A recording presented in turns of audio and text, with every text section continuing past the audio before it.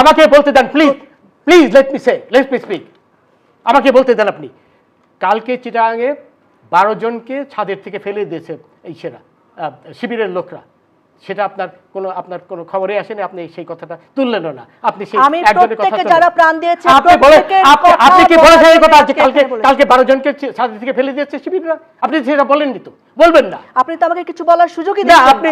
আপনি তো শুরুই করেছেন এইভাবে যে আপনি পরিষ্কারভাবে প্রমাণ করেছেন আপনি তাদেরই লোক। আমি আবার রিপিট করছি, I have no hesitation in saying that. কারণ এটা আপনি বলেন আপনি একজন নারী হিসেবে যে মিনিমাম সম্মান দেওয়া দরকার সেটাও আপনি আমাকে সম্মান দিয়েছেন। আপনি আমাকে সম্মান দিয়েছেন। আমি কোনো প্রকার অসম্মান করিনি। আপনি আপনি আবার নারীর কোটা চান না, আবার এখানে নারীর সম্মান চাচ্ছেন। আপনি কোটার সম্মান লিসেন টু মি। আপনি আমাকে প্রথমেই বলেছেন যে আমি দেখিনি, আপনি একাই দেখেছেন। একটি বড় অসম্মান কি হতে পারে? অবশ্যই বলেছেন। আপনি আকার ইঙ্গিতে বলার চেষ্টা করেছেন।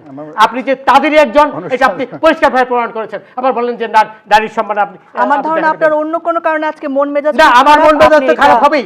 রাজাকাররা যখন 32 নম্বর সেটা খুব বেশি আপনি আমার উপর ফেলতে পারেন না। আপনি শুরুই করেছেন তাদের পক্ষে নিয়ে কথা বলার জন্য। আমি এখানে আপনার সাথে যুদ্ধ করতে বসিনি, আমি আপনাকে প্রশ্ন করতে বসেছি। আপনি তাদেরই একজন লোক হয়ে এখানে বসেছেন। আমি কোন প্রকার যুদ্ধ করতে, আমি এখানে নিরপেক্ষভাবে বসি। Please keep coed. আপনি এখানে অ্যাঙ্কার হিসেবে চুপ থাকা আমার কাজ না। যে নিরাপত্তার দায়িত্ব সেটা আপনি পালন করেননি বলেই আমি উত্তেজিত হয়েছি। আবার নারীর কথা বলছেন আপনি। আপনি শুরুর থেকেই এখন এই যে 12 জনকে আপনার ছাদে থেকে ফেলে দিল, এই কথাটা তো বলেননি।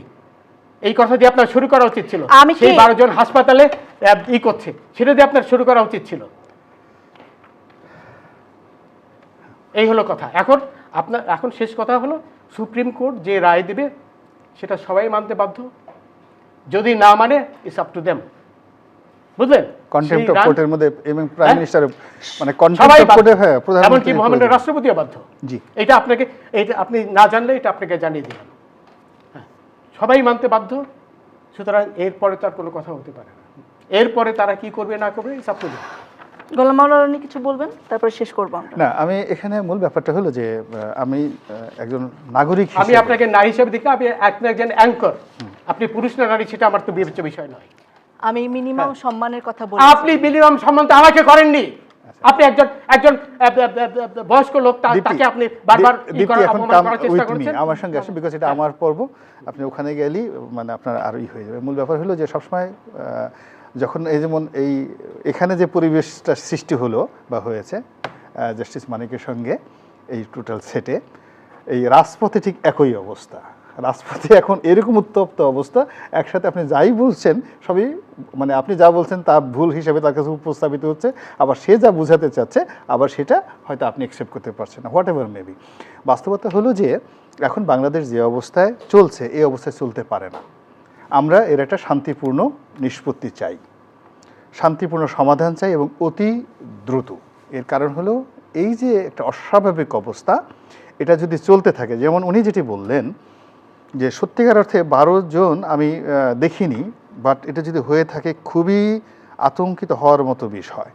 এবং যারা দেখবে তাদেরও মানে এটা একটা সাইকোলজিক্যাল প্রবলেম হয়ে যাবে। ছাদের থেকে 12 জন লোককে শিবিরের লোকরা ফেলে দিয়েছে, নিঃসন্দেহে তারা ছাত্রলীগের লোক। এখন এই যে ফেলে দেওয়ার এটা যদি ভাইরাল হতে থাকে, অর্থাৎ এক পক্ষ অপর পক্ষ থেকে যদি ছাদ থেকে পড়তে থাকে এবং ডেইলি যদি এইভাবে কয়েক হাজার লোক ছাদ থেকে পড়ে মারা যায়, এই বাংলাদেশে গৃহযুদ্ধ সিভিল ওয়ার হতে 24 ঘন্টা লাগবে না। ফলে এটা চলতে পারে না। That should be stop. Stop কারা করবে? শাসন ক্ষমতা যাদের হাতে আছে। এখন রাষ্ট্র পরিচালনা করছে আওয়ামী লীগ, মন্দ হোক ভালো হোক তাদেরকে করতে হবে। 2 নম্বর হলো যে আর্মস অ্যান্ড অ্যামুনিশন যাদের হাতে আছে, সে পুলিশ বলেন, বিডিআর বলেন, আর্মি বলেন, যেভাবে হোক না কেন, আমরা যারা সাধারণ জনগণ এত পেঁয়াজগুজ কিচ্ছু জানতে চাই না। আমরা স্বাধীনভাবে চলতে চাই, নির্ভয়ে বাঁচতে চাই, দুমুঠো অন্ন চাই, আর ন্যূনতম মানুষ হিসেবে মানবিক সম্মানটুকু চাই। কিন্তু দেশ এখন যে পর্যায়ে চলে গেছে, আমি মনে করি যে এই যে সরকার জেদাজেদির সরকার, প্রথমে আজ আইনমন্ত্রী মহোদয় যে সিদ্ধান্তটি আজকে নিলেন, এটি যদি 2 দিন আগে নেওয়া হতো তাহলে এই অবস্থা হতো না। আবার আজকে দিনের যে ঘটনাটা ঘটছে, বিশ্বাস করেন ম্যাডাম, কোনো অবস্থাতেই জরুরি অবস্থা ছাড়া এখান থেকে বের হওয়ার আমি আর কোনো উপায় দেখছি না। সরকারকে জরুরি অবস্থা ঘোষণা করে এখান থেকে বের হতে হবে। এইটা করতে সরকার যত বেশি দেরি করবে তাদের ক্ষয়ক্ষতি বাড়বে এবং পরিস্থিতি তাদের জন্য আরও নিয়ন্ত্রণের বাইরে চলে যাবে। আপনাদের দুজনকে অনেক ধন্যবাদ জানাচ্ছি আমাদের সময় দেওয়ার জন্য। প্রিয় দর্শক, ধন্যবাদ আপনাদেরকে। একটি শান্তিপূর্ণ সমাধান এবং দেশের পরিস্থিতি দ্রুত স্বাভাবিক হবে সেই প্রত্যাশা রেখে আজকের মেট্রোসাম টু দ্য পয়েন্ট শেষ করছি। আবার দেখা হবে।